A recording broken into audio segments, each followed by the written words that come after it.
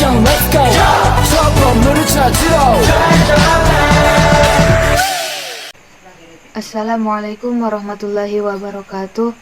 Alhamdulillahirabbil alamin. Wahdahu wassalatu wassalamu ala asyrafil anbiya'i wal mursalin wa ala alihi wa sahbihi ajma'in, amma ba'du. Marilah bersama-sama kita mengucapkan beribu-ribu syukur kepada Allah Subhanahu wa taala yang telah memberikan kita nikmat dan kesehatan, dan tak lupa sholawat beserta salam marilah kita hadiahkan kepada Nabi besar Muhammad sallallahu alaihi wasallam yang berlafazkan Allahumma shalli wa sallim ala sayyidina Muhammad wa ala ali sayyidina Muhammad, yang mana kita harapkan syafaatnya di yaumil akhir. Baiklah, nama saya Wardah Afifah, jurusan Manajemen Dakwah semester 7. Adapun tujuan saya di sini adalah untuk memenuhi tugas di mata kuliah Sistem Informasi Keuangan, yaitu menjelaskan apa itu maghrib. Maghrib di sini bukan yang sholat fardu, tetapi maghrib yang kepanjangannya itu maisir, goror, dan riba. Baiklah, yang pertama yaitu maisir. Adapun ayat yang menjelaskan tentang maisir adalah dalam surah Al-Maidah ayat 90. A'udzu billahi minasyaitonir rajim. Bismillahirrahmanirrahim. Ya ayyuhalladzina amanu innamal khamru wal maisiru wal ansab wal azlamu rijsum min amalil syaitani fajtanibuhu la'allakum tuflihun.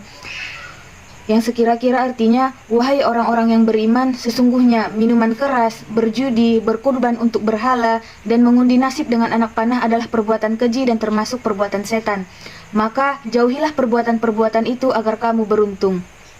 Nah, jadi apa sih maisir itu? Maisir adalah secara syariat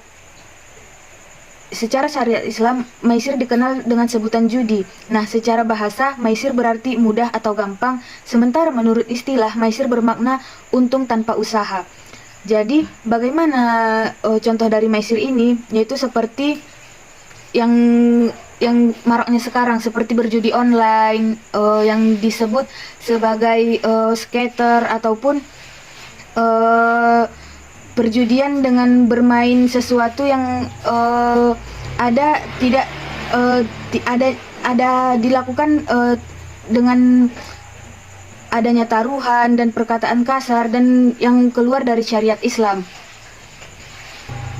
Kemudian maisir ini juga seperti misalnya adanya suatu pertandingan yang belum tentu kita ketahui siapa yang menang dan siapa yang kalah, dan kita sudah bertaruh tim ini akan menang dan dibuatlah taruhannya, sementara belum tahu hasilnya bagaimana. Nah, selanjutnya yaitu goror.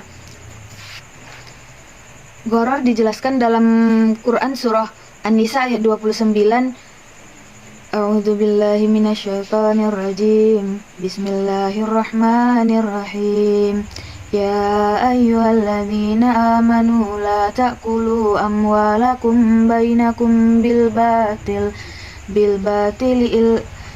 batilil ana an takuna tijaratan an taradim minkum wa la taqtulu anfusakum innallaha kana bikum rahima. Yang artinya yaitu, wahai orang-orang yang beriman, janganlah kamu memakan harta sesamamu dengan cara yang batil atau tidak benar, kecuali berupa perniagaan atas dasar suka sama suka di antara kamu. Janganlah kamu membunuh dirimu, sesungguhnya Allah Maha Penyayang kepadamu.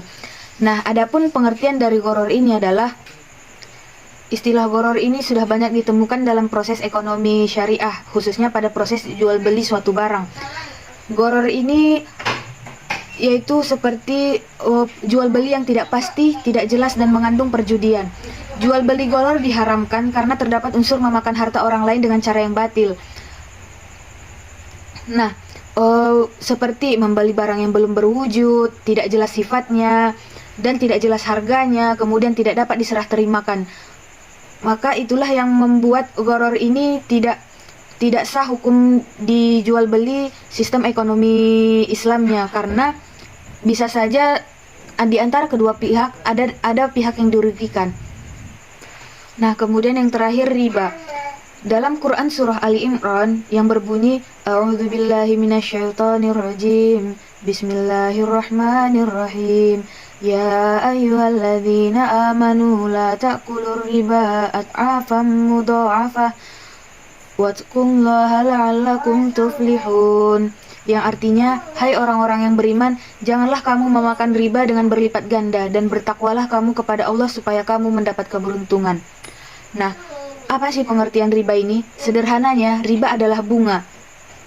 Riba menurut bahasa berasal dari kata ziyadah yang artinya tambahan. Nah, pengertian penambahan ini diambil tanpa adanya transaksi pengganti atau penyimbang yang dibenarkan oleh syariah. Sedangkan secara syariat, riba adalah tambahan pada hal-hal tertentu dan tambahan atas nilai pokok hutang sebagai imbalan dan tambahan batas waktu secara mutlak. Nah, hukum riba ini adalah perbuatan yang dilarang keras oleh Allah Subhanahu wa taala.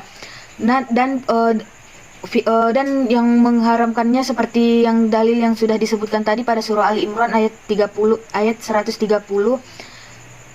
Kemudian riba ini adalah jenis peminjaman.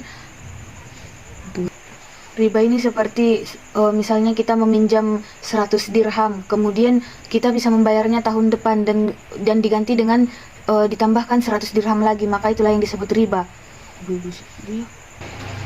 Mungkin cukup sekian yang penjelasan dari saya, semoga bermanfaat. Jika ada kesalahan kata maupun sikap, kepada Allah saya mohon maaf, kepada audiens saya maaf, kepada Allah saya memohon ampun, kepada para penonton saya memohon maaf. Wabillahi taufik wal hidayah. Wassalamualaikum warahmatullahi wabarakatuh.